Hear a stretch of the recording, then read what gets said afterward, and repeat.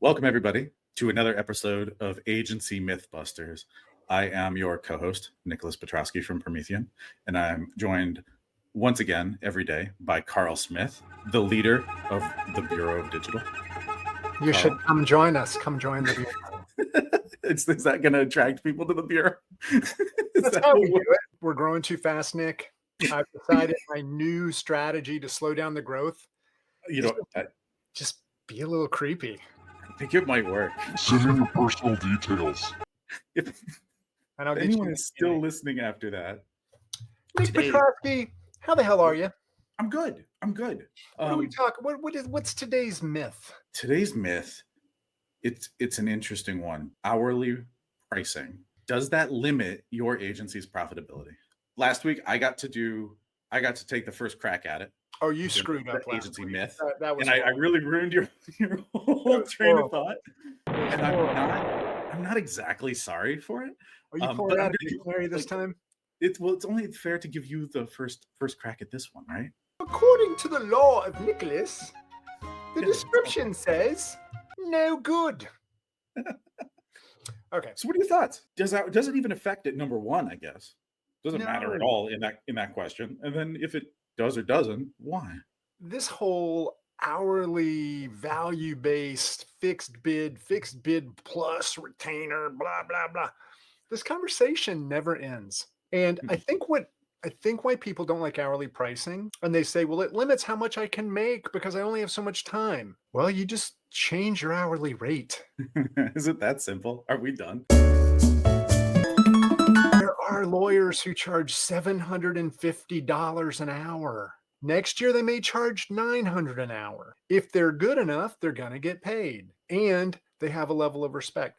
So for me, it's like anytime I hear this, it's just ridiculous. You can call it the value-based hour. You can call it whatever you want, but their rates for senior people, their rates for junior people, their blended rates, whatever. I think what happens is people don't like it because it's an extra layer of accountability. Oh. It is an extra layer of work.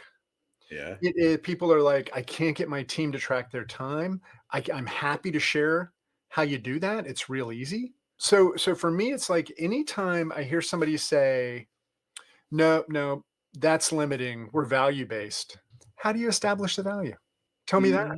Is it way out of line with what the market will pay? Not unless you're really awesome. Yeah. If you're great at it, sure. Draplin can get 40 grand for a logo that he creates in like 15 minutes. I think there are times where value-based makes sense. Fixed bid? You don't like fixed bid? I don't. I'm all right with fixed bid plus. Explain that. Let's define this a little bit. So what? Okay. So hourly, you work for a certain number of hours, you charge for a certain number of hours, the client pays you for a certain number of hours. Now, this doesn't mean that it's got to fluctuate each month. You still have to do an estimate. You still have to break that estimate down, in my opinion, into chunks. We were still billing monthly. We were just letting the client know the hours that went against that.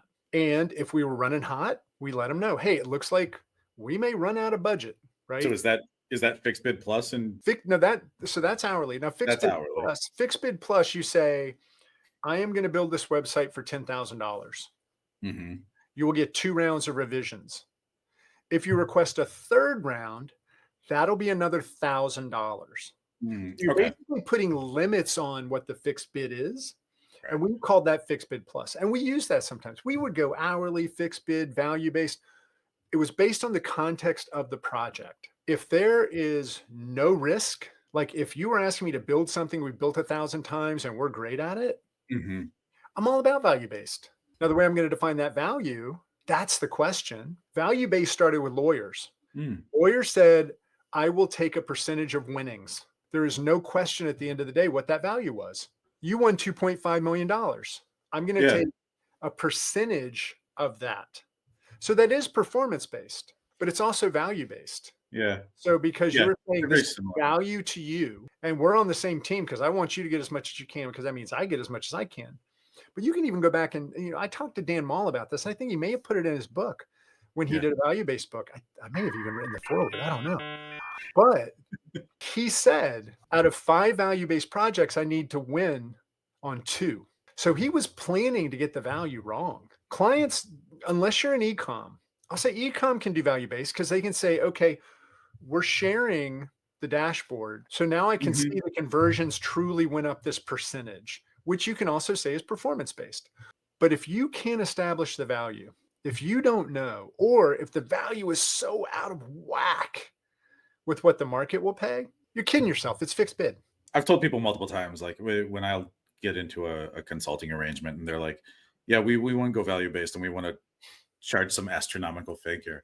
Yeah. I'm like, you do realize, Mr. Agency CEO, that your client has better visibility into the average pricing in the market than you do.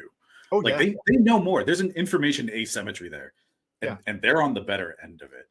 So you could throw that into a proposal, but you better have a middle ground in that proposal too, where that number comes down drastically. Yeah, no, I totally agree. I think where people get a little bit bent out of shape is they feel like if I get it done faster, I'm going to make less. Yeah, because there's some perceived value in the amount of time and amount of work that goes into something, not Yeah. the amount of experience. Those are two very different things. Right. But they view it like, if you work for 10,000 hours to develop this skill, and I'm going to pay for all that work, there's value there, and people can understand that. So charge $100 an hour. Right. Because I have established this level of success. Mhm. You came to me because you saw the work I did for that client. Right. This is what that client paid, right? Or if you think that client's going to be an ass, and Rob Harris famously said this, there are no bad clients. They're just clients you aren't charging enough. Right? I don't 100% agree with that. I don't 100% agree. Right? I've met a bad client in my day. I've had we fired clients all the time. Too much, actually. I think we started. Yeah, there's truth there, though. There's truth there. It's not wrong. Is that when you bill hourly, you take risk off the table. You put all the risk on the client. When you bill value-based, you have taken on all the risks. Fixed bid, you've taken on all the risk. Fixed bid plus, you're kind of balancing it out a little bit. But when we did research, now this is before we knew you, so it may not be that accurate.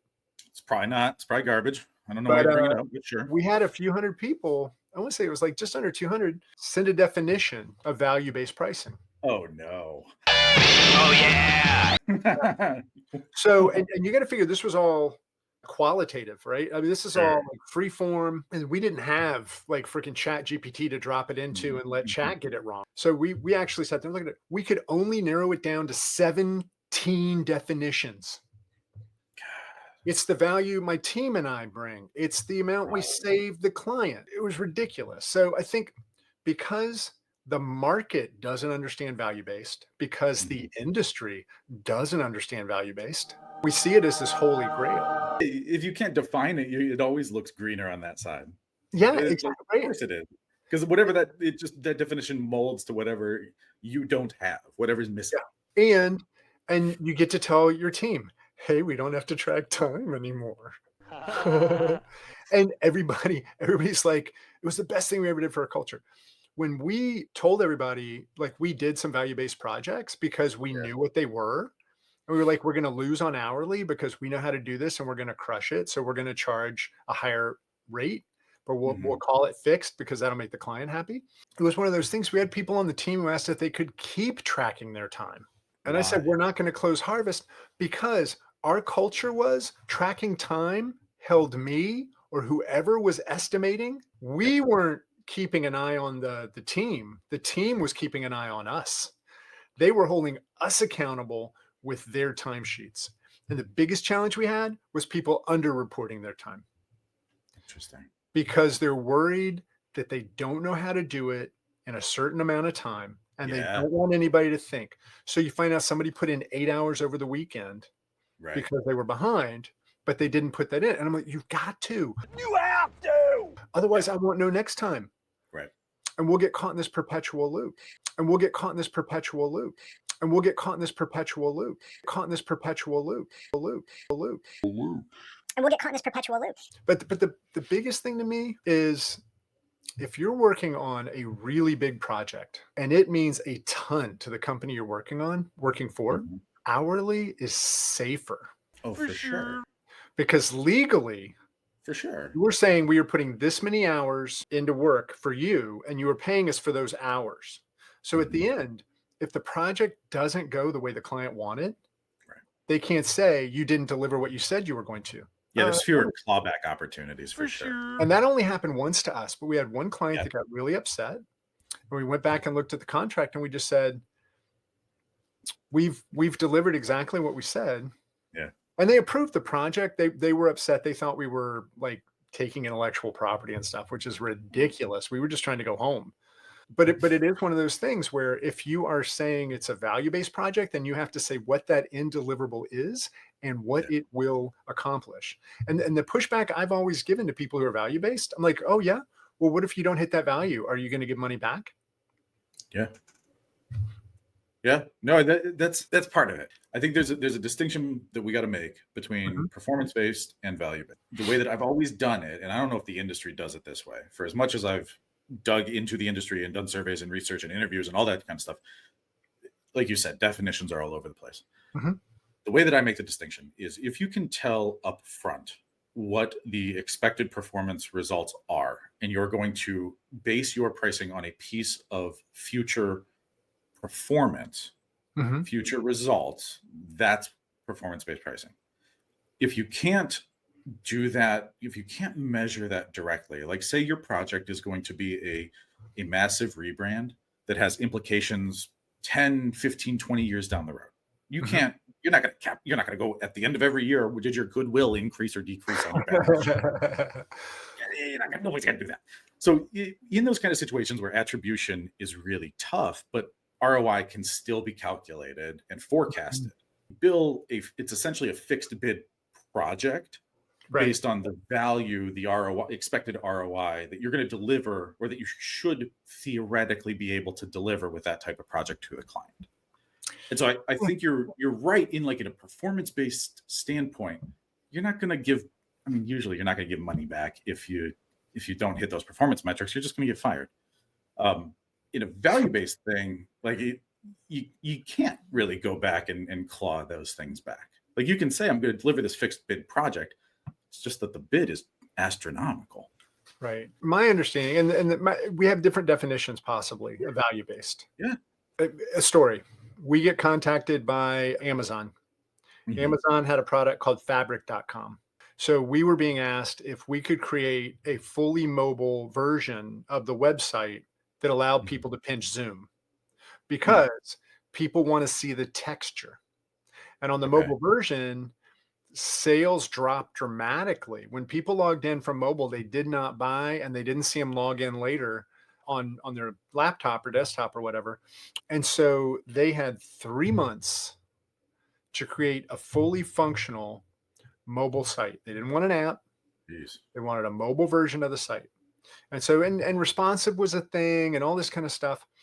And I asked, how much money will you lose if this is not ready in 3 months? And they said about $3 million. About $3 million. I knew the value. You knew the value. I got the value. So I went back to the team and I said, hey, I know we're a little bit overworked, but I just got an actual number. $3 million they're going to say. That's gold. That is gold. And so what do y'all want to do? And we went back and I contacted the prospect and I told her, I said, hey, if you're going to lose $3 million, we don't want to see that happen.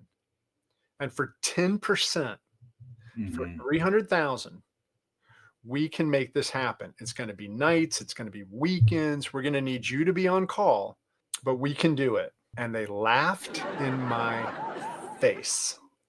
Really? And said they knew they could get it done for $85,000. That was what the market would bear. Literally said, we'll just hire some contractors and flog them to get it done. And I remember I said, thank you so much like dodging that bullet for letting me know that is how you're going to move forward with this.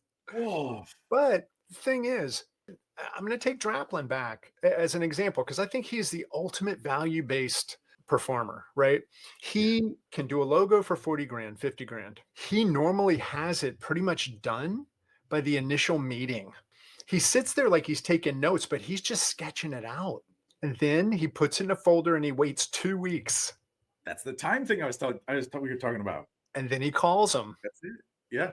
And he says, hey, you know what? I've almost got it ready for you to look at. Because he said people couldn't handle it. They couldn't handle him being done that fast. So there are times and there are situations and there are individuals who their reputation is going to create that value base. That is yes. I want to pause there for a second because that is exactly the entire conversation behind get your positioning right before you try any kind of value-based nonsense. Oh, getting Draplin's positioning, his message, his aura, his brand, everything is so dialed in. He can go do that. It's magic. Yes, it is. It's essentially magic. And if you are missing that, if your client doesn't believe you're the only option, that you're the best and only option, it's not going to work. You're going to get laughed at. They'll shop around because they believe that stuff is able to be built good enough by another entity. It's commodity and they will drive the quality. That's what they see. Yes, exactly. Sorry, I didn't mean to cut you off. I thought that was an important spot to. No, that was great. I mean, this is what, Nick, we're doing a show. We're supposed to interrupt each other. Is that what it is? That's what we're supposed to do. It is what people want. They want me to come over there and just smack you for what you just did. The other thing I'll say is when you get into value-based, and fixed bid is the same, I think it creates a confrontation. Value-based creates a confrontation. I think fixed bid creates a confrontation. I think value-based is just fixed bid plus. I think it's just fixed bid. It's an expensive fixed bid. You're adding 30% onto your fixed bid estimate, right? Like you're saying, this is what we think it'll cost. Nobody goes in with value-based underneath what they need to make. No. There's not a lot of value here, so we'll just do it for $10. I couldn't find the value. We looked for the value. We couldn't find it. We hired a value-based consultant. Now we don't have an office. So, but the thing for me is when you look at value-based, you are trying to get done quickly. Or a fixed bid. Value people can come at me, but tell me your definition first. And so then with fixed bid, though, it's like, oh my gosh, we're running long. Scope creep, right? Yeah. When you're hourly, scope creep is new business. It is, but doesn't that create tension on the client? Well, it basically are we shifting tension like where that exists? So we had a method and we never felt that tension. Okay. We emailed at the beginning of the week. We said, this was what was done last week. These were the hours put against those tasks. Mm-hmm. This is the remaining hours. This is where we think we're going to run out of budget, or the budget we think we're going to have left over, or, whatever it might be. So they have a picture every Monday. And what I found out later talking to Gabe was that was legally admissible, that we kept them in. And basically every time they added something new, we had at the bottom of that, we called it the first strike email. We were going to hit them on a Monday before they were even drinking their coffee, right? Which means we had it scheduled for Friday. But the thing about that was when they had a new request, we put that in that email too. And it basically said, this was a new feature request that was sent last week. It will add this many hours to the project. We think it'll fit within what we have left. We think it's going to require this additional amount. If we don't hear back from you by Friday not to do it, we're considering it approved. That's okay to do? Yeah. Wow. That worked. I mean, maybe you could fight it. Maybe you could say you didn't see it, or you could fight everything, right? But yeah, I don't know. That seems not bulletproof, but it seems like that constant communication seems like it would avoid a lot of challenges. Well, the thing about, and I'll say this is about any method you use for estimating, billing methodology, whatever, the number one thing you have to have is the client's trust. The client has to know that you are on their side. And we never did this in a manipulative way or anything like that. But if we spent hours we shouldn't have, we put it on the invoice. We would put unnecessary meeting, 12 hours. And what does that lead to? A call. Yeah. We saw there was this unnecessary meeting. Yeah, we miscommunicated internally. Somebody thought we were using a product, the third-party app that we don't understand, and 4 people spent 3 hours trying to understand it, and so there's $1,200, and you shouldn't have to pay for that, but we like to track it so that we know moving forward what we need to pay attention to for other projects we may work on. And that they know you're a steward. Transparency is fantastic. You're a good steward of their budget. Yeah. Right? Yeah, that's fantastic. And they know at that point. The other thing is you don't have to bill random amounts.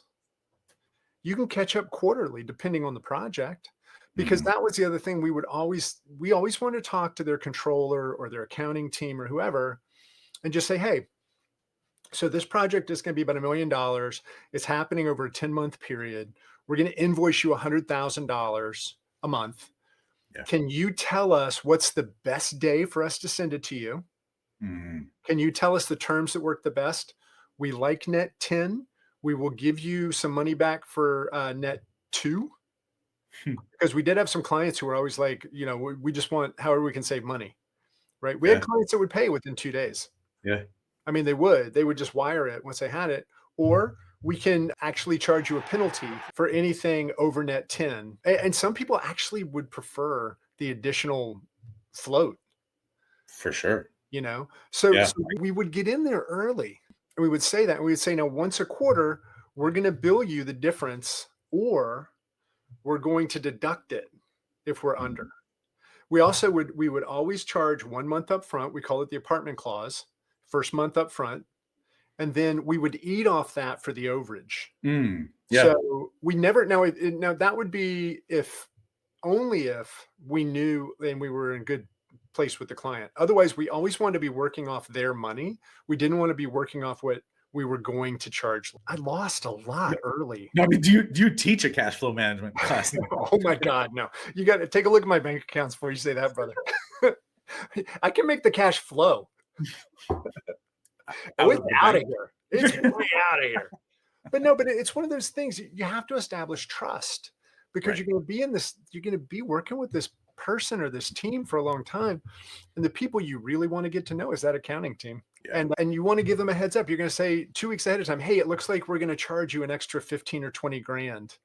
We had a few things happen. Or when you get to that final payment, you can say, hey, you only owe half of the normal, because we billed you up front for that final. So now we're getting through. Now, when you go to that next project, you got friends. They know you, they trust you. I think with fixed bid, with hourly, you get in that confrontation of we're running over, we're running hot. How many hours did you write down? There's a lie people tell themselves. I'm sure you've got some research about how many hours people write off. To me, that's losing. If you still say this was a $2 million project, but you wrote off $300,000. Well, look at the massive difference between, advertised rate and effective rate. That difference is humongous. And that different. A lot of people they don't calculate it. Yeah. There's so many shops I go into, and I ask that question. Like, well, we don't know. We'll get back to you. This is why you're running negative margins right now.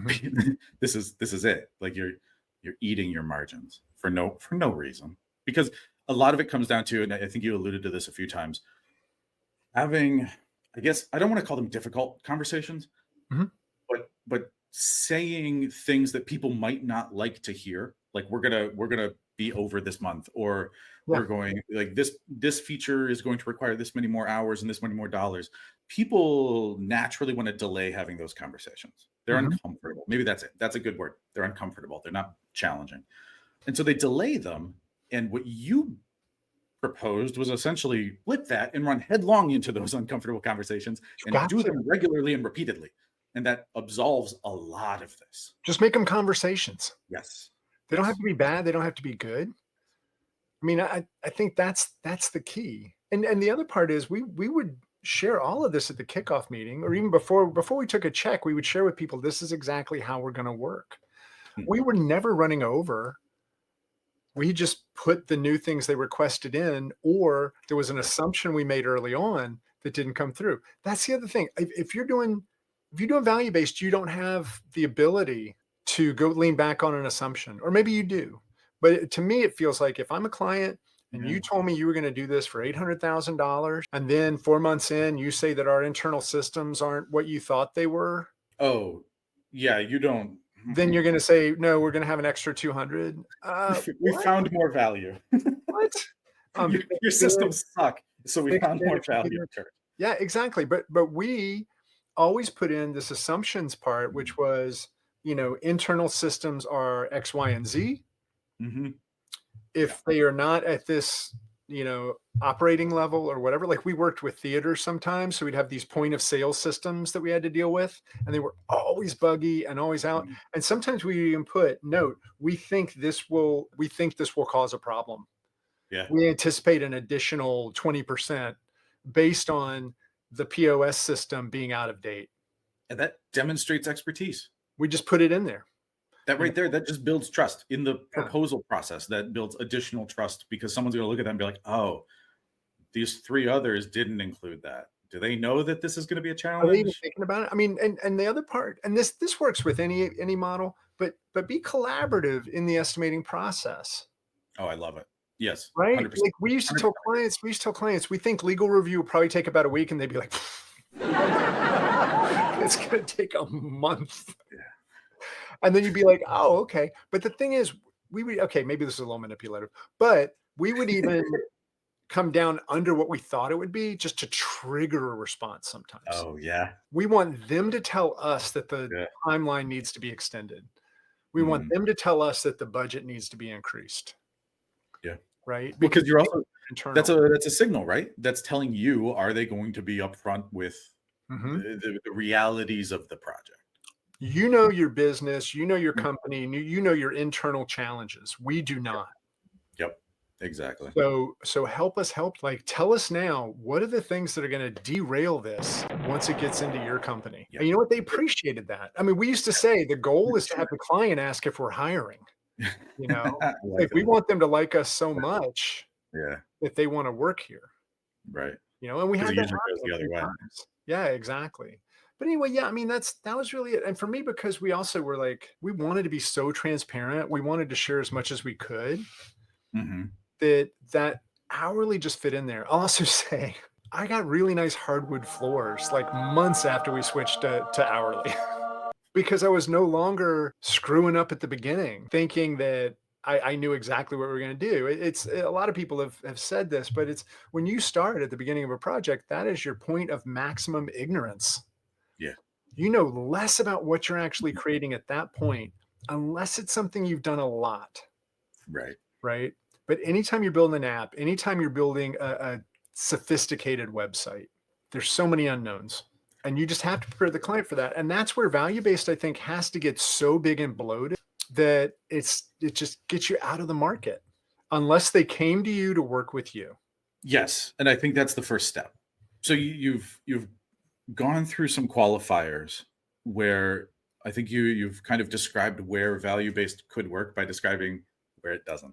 And I love it. I love that approach because there's so many spots where value-based, from my perspective, is super inappropriate for a lot of firms, right? We talked about positioning.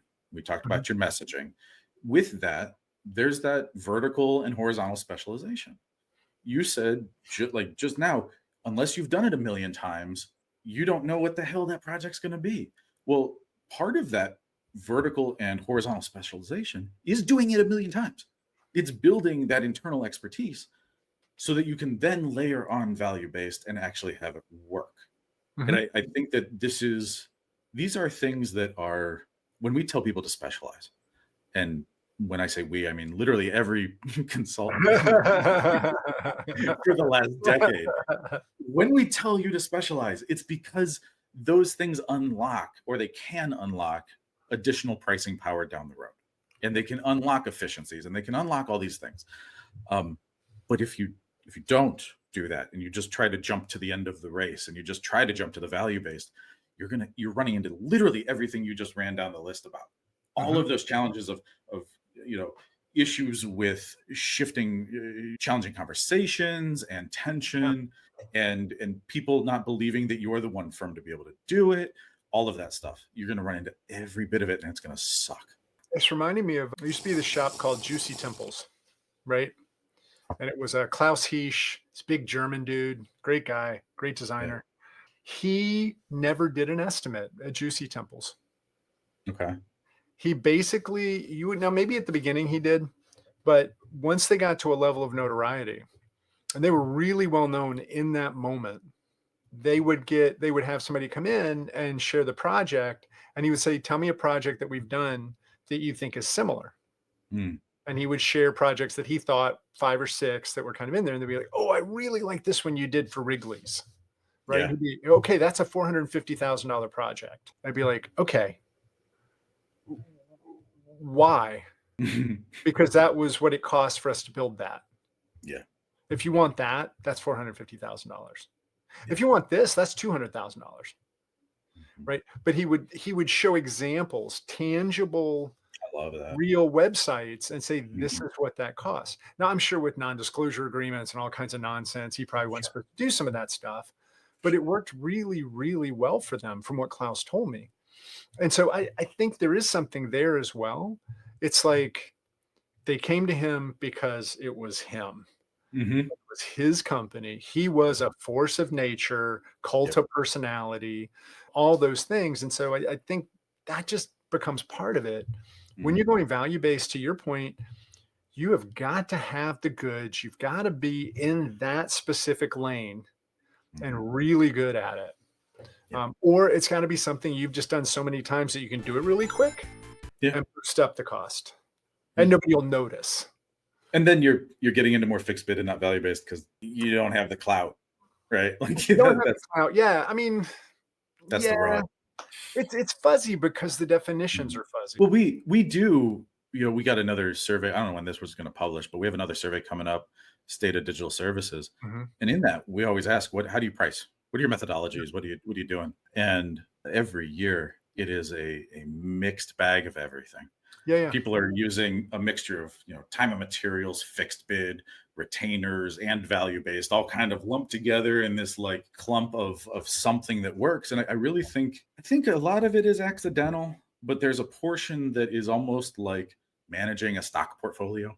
Like, you're going to throw in some retainer because you need some stability. You're going to throw in time and material because you need, maybe a little more stability with a little more profit. And then you're going to throw in some value based on top, like, because you want to swing for the fences sometimes. Yeah. So that mixture, and that I think being intentional about that mixture could be a lot more. Like, if we get back to the original question, is it limiting profitability? You got to know what your goals are for the company. Yeah. Are you looking for profitability? Number one. Number two, are you like, is that a thing? Like, are you trying to maximize profitability? Profit last. I mean, right. Like, that's a real thing. You could be maximizing for stability. And in that case, you're going to go way heavier on OpEx costs, and you're going to build a support structure that is rock solid, and you're going to have extra devs and extra creative, and you're not going to have margins. And that's fine if that's what you want to build, but your pricing methodology should reflect that.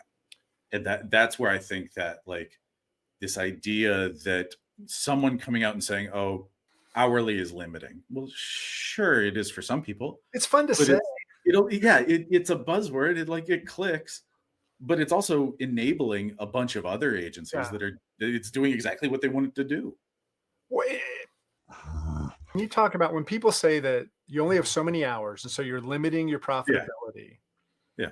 We had what we called floating hours. So it was based on how busy we were. So if we were at 70% capacity and a new project came in, we were going to raise our rate 50%. Yeah.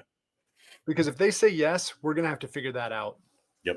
Yeah. If we were really slow, we might lower it 20%. So it also enabled us to easily smooth over rough times. Yeah. Some people, Rob Hart does this gap projects where he tells people, when we slow down, if you want, we can get to this. Oh, you need to pay less. Yeah. Then you just have to wait. Right. And he fits it in when he fits it in. Is that just when he fits it in? So, like, if they have a project that stalls out for a few weeks, they bring the other project in. Right. We did a similar thing, but it was basically personal projects for the company. So if you stall out, then you're going into writing blog posts, or you're starting to work on the new website, or you're doing whatever. I think Rob's obviously works better with a cash perspective. But yeah, I think if you think that hourly limits your profitability, then you're just locking yourself into a concept that you have one hourly rate and you can never change it. Yeah, If you think that value-based means that you're going to make a lot more money, how are you defining value? And how often are you not, getting to where you need to? So it's just rough. It is, and I think that's why we see such a mix of options out there. But I think people prefer that. I'm just going to come up with a number. We'll call that great. Attractive. It's easy.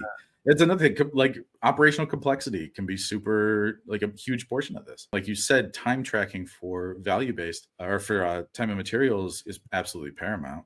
But even for value-based, I'd argue that it's important to know how burdened each employee is. Right.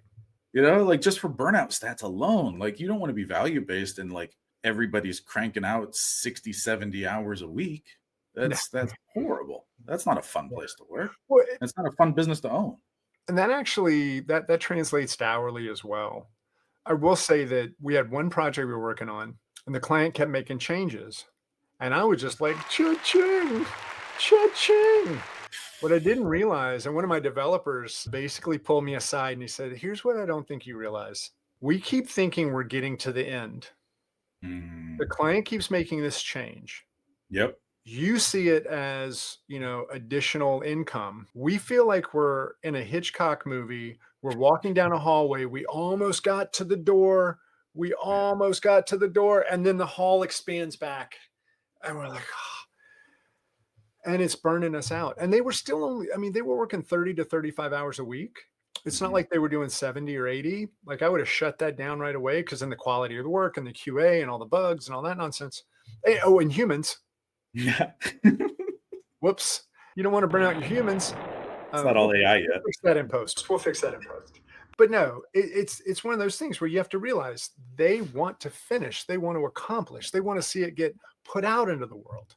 And that's where shipping is really important. And that is one place where hourly can fall apart, is projects can drag on. And even though they're bringing in money, the team can start to lose faith. So I think fixed bid, there is that emphasis on ending and getting something done.